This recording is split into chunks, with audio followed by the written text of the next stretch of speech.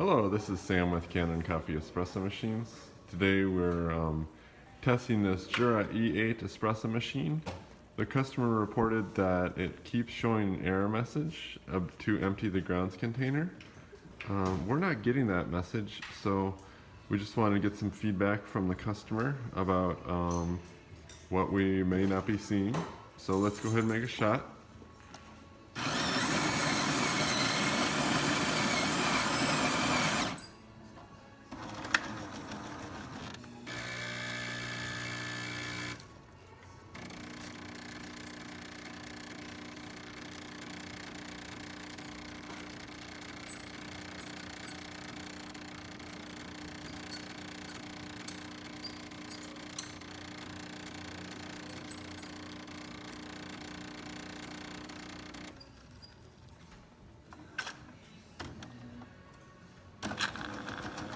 There's the shot of espresso.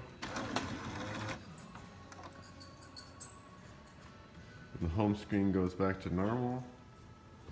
Then you can see we have some grounds in here.